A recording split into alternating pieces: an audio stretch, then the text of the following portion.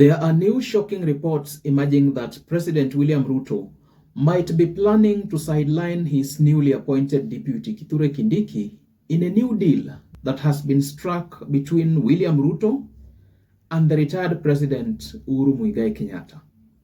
The Star newspaper has investigated and disclosed that after Ruto's visit to Uhuru'S Ishaweri home in Gatundu, William Ruto is now considering bringing on board Uhuru's younger brother Muhoho Kenyatta into his cabinet. Muhoho Kenyatta will be groomed to take over as deputy president from Kithure Kindiki come 2027. In this video, I want us to look into why it will soon be a dead political end for the current deputy president Kithure Kindiki, and why William Ruto is not likely to entertain Kithure Kindiki as second in command in the coming days. And without any further ado, let's get after it. Number 1. Kithure Kindiki does not have the political influence that William Ruto would need to bring back the mountain that has already slipped away from his basket after he impeached Rigathi Gachagua. In just 3 months, the political landscape in Kenya has greatly evolved. The influence of impeached DP Rigathi Gachagua is greatly increasing and is posing a very big threat to William Samoei Ruto's second-term bid. Ruto has tried to prevent Rigathi from appearing in any political gathering, be it funeral, be it church, but he has failed. He attempted to use goons to frustrate his former DP in Limuru, but it similarly didn't work. And the president knows that there is not much left that he can do to prevent people from loving and sharing Rigathi Gachagua, so he has to think about other unpopular options. Due to the dynamic nature of Kenya's political landscape, William Ruto knows that if he does not do something swiftly, urgently, and decisively, Kithure Kindiki's presence in the executive office will not create any change in the litmus paper. In fact, some political observers have remarked that the removal of Rigathi Gachagua from office was one of the top conditions that Uhuru Kenyatta had set for him to work with William Ruto. But taking Rigathi's position as DP and giving it to his younger brother Muhoho Kenyatta is a great political revenge like no other. We all remember those days when Gachagua was mocking and intimidating Uhuru Kenyatta, but the former president would remain calm, composed, and collected. I cannot do justice to this analysis without playing this historic clip. Na mimi nataka niseme, niambie president wetu Uhuru Kenyatta, tafadhali rais, tunakuomba kwa heshima, umebaki siku 8 kuja hapa Sagana State Lodge na ukuja na makaton, uchukue vitu yako utoke uende. Wachana na sisi. Wachana na sisi.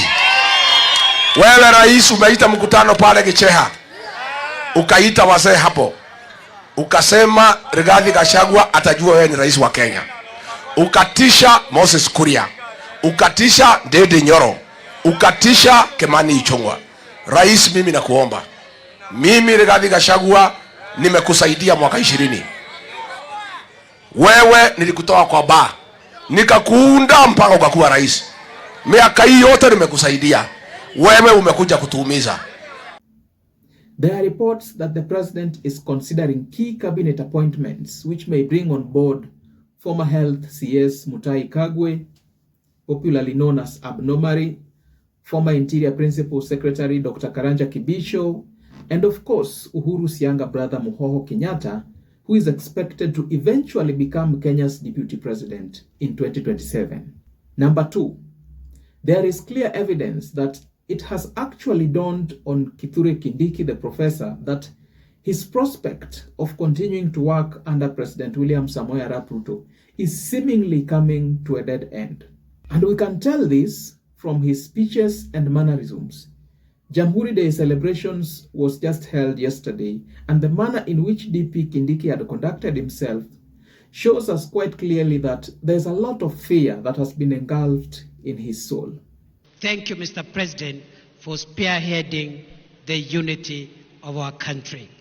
Today is not a day for me to make a speech, It's the day to listen to you, Your Excellency, as you address us as a nation on this very important occasion. As you lead us in the transformation and progress of our country at this moment, we applaud you for realizing that Kenya's progress will be faster if the country is united. Thank you for reaching out to as many stakeholders as possible to bring everyone on the table so that we can all pull in one direction of making sure that our country moves to the next level. We applaud you for reaching out to the former Prime Minister for the establishment of the broad-based government, and we thank you for reaching out to the former President, Uhuru Kenyatta. Professor Kindiki not only says that it was not his moment to deliver a speech, but also asserts that it was his time to listen to the president.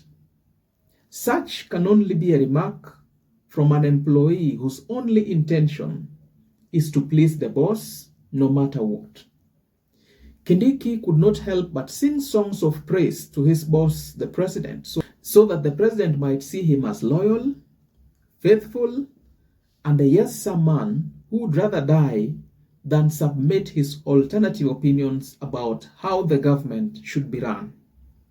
We all have colleagues and workmates who will go out of their minds to please the boss, and yet we know that their salaries remain the same even after doing that. Now, as a Kenyan and as a patriot, I do not like the developments that I'm currently seeing in our country. The Kenyatta family must stay away from this country's top leadership. They have had enough chances to do that. This country has over 50 million Kenyans, majority of whom are qualified to be president and deputy president respectively. What I see nowadays is just but the politics of power sharing and deal breaking. The opportunity to become the president or the deputy president should not be a reserve of a few individuals with billions of shillings of taxpayers' money. The maxim of the highest office in the land should be as simple as our constitution dictates. At the end of the day, guys, this is just but my opinion. Do let me know your thoughts and opinions in the comment section below. Don't forget to like, subscribe, and hit the notification bell for more informative content such as this. And in the event you're watching for the first time, please go over to YouTube, check out my channel, and I guarantee you that you will get a ton of interesting content about recent political, policy, and governance issues in our country.